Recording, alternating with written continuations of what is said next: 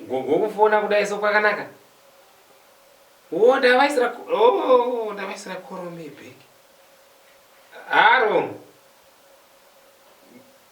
Gogo ndikachongwe ndibhura kachongwe. Vakushanda kushata sekuru gogo chadzunda malabishi foblazi.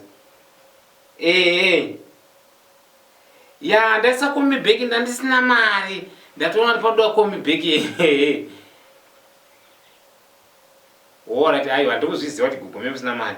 Ndachida kuvhunza wakagogo kuti paya pamai nditi ndiri Nhundira Matsime paya ndichikura paya ndi muduku muchindituka muchiti aiwo Nhundira Matsime paya. Maizama kuda kuti ndiri Nhundira Tsime ripi? Aiwa gogo ndikuvhunza kuti paya pamai ndituka paya muchiti ndiri Nhundira Matsime. Maireva Matsime apa acho? Maireva Matsime wose wose rika kune Tsime ramaireva. Halo?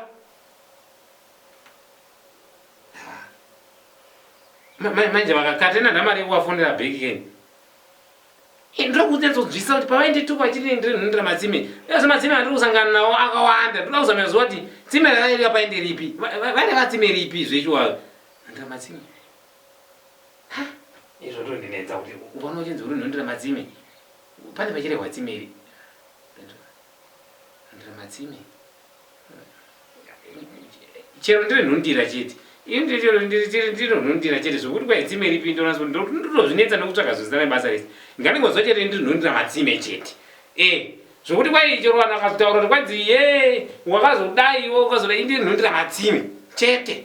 Ndo the best izvozvo. Kuna umwe vanhu votoedza ukatoona kuti mangwana Nhundira Matsime, mangwana Nhundira Matsime, mangwana Nhundira Matsime unzi uyu anongo Nhundira Matsime takati kwaudhara kuti Nhundira Matsime hazvichandishamisi. Ndakatoudzwa kudhara nambuya vangu kuti ndiri Nhundira Matsime. Handapo vatofona ndikavabvunza vakatafona.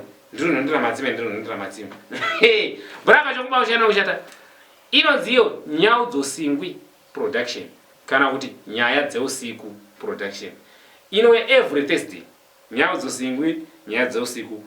Endai kure nevanyarikani, endai kure nehwana huduku. NYAUDZOSINGWI, Nyaya Dzeusiku every Thursday. Inenge chibuda pano pa Capital Studios production kana Braka Chongwe Capital Studios production YouTube.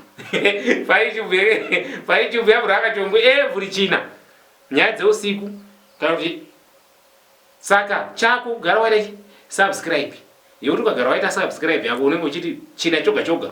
Woita notification ya something ya wotoshare kuti Nyaya Dzeusiku dzauya, NYAUDZOSINGWI dzauya. No power. Subscribe, share, tweet it. Itai zvose zvoda kuita kuti usapesana neNyaya Dzeusiku, usapesana neNYAUDZOSINGWI. Kunyanya imi Nhundira Matsime. Chero solomwa vanhu Nhundira Tsime chete, ungori Nhundira Tsime, uri Nhundira Matsime. Saka subscribe, mufambirane neNYAUDZOSINGWI, Nyaya Dzeusiku.